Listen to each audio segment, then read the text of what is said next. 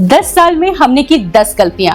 5 गलतियां मैं previous video में कवर कर चुकी हूं और इस वीडियो के एंड में उसको लिंक कर दूंगी ताकि आप मिस ना करें।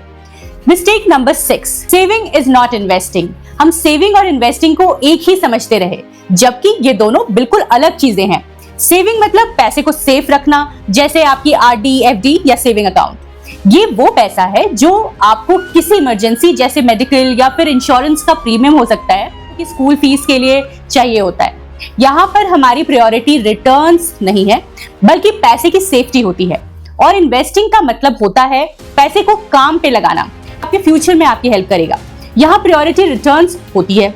इसको हम ऐसे भी समझ सकते हैं, क्या हम कभी फाउंडेशन के बिना अपना घर बनाएंगे? नहीं, वो सेविंग हमारी फाउंडेशन है। पर कुछ लोग डायरेक्ट फर्स्ट फ्लोर बनाने की सोचते हैं।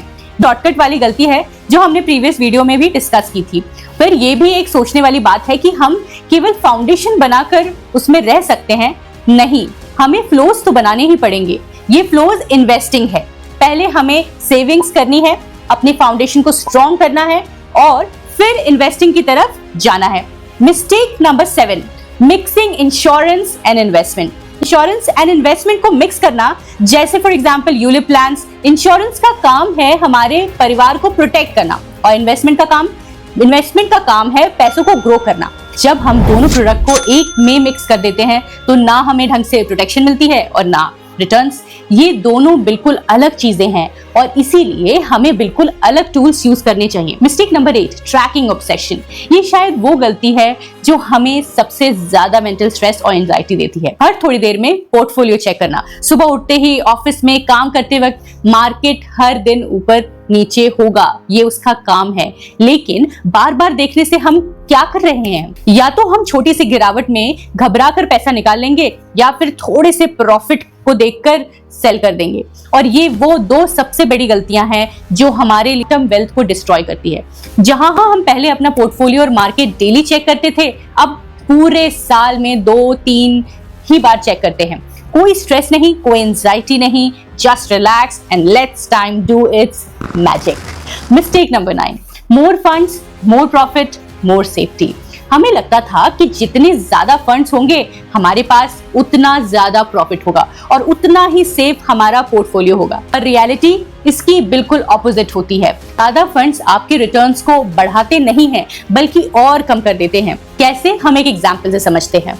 मान लो एक फंड ने आपको 25% रिटर्न दिया, एक दूसरे फंड ने 18%, तीसरे फंड ने 15% और चौथे ने 12%। तो आपका एवरेज रिटर्न क्या होगा? जितने ज्यादा फंड्स होते हैं उतना रिटर्न मार्केट के एवरेज की तरफ जाता है। आपको आपके बेस्ट परफॉर्मर फंड का फायदा मिलता ही नहीं है। हर फंड का अलग अलग एक्सपेंस रेशियो, अलग अलग exit load, different tax calculation, ये सब प्रॉफिट और सेफ्टी नहीं, सिर्फ कंफ्यूजन बढ़ाते हैं। 3-4 फंड्स काफी हैं। एक लार्ज कैप, एक मिड कैप, एक स्मॉल कैप, एक फ्लेक्सी कैप, बस। कम फंड्स मतलब ज्यादा clarity, better returns. Mistake number 10, market को टाइम करना। ये गलती हमने तो की ही है, पर मुझे लगता है कि ये गलती मार्केट में सब करते हैं। मार्केट को टाइम करना बिल्कुल वैसे ही होगा जैसे अगर हम परफेक्ट वेदर का वेट करने लगे और सोचने लगे कि जब मौसम परफेक्ट होगा हम तो घर से तभी निकलेंगे। आपको क्या लगता है, ऐसे में हम कभी घर से निकल पाएंगे? कभी नहीं। ऐसे ही मार्केट में भी कभी भी कुछ भी परफेक्ट नहीं होता, कुछ ना कुछ डर लगा ही रहता है। जैसे अभी कुछ दिन पहले तक टैरिफ थे, फिर यूएस ईरान वॉर भी हुआ और कल कुछ और होगा। मार्केट को टाइम करने की कोई जरूरत नहीं है और ना ही कोई कर सकता है। मार्केट को टाइम करने से नहीं, बल्कि मार्केट में पैसे को ग्रो कराने का टाइम देने से रिटर्न अच्छा आता है।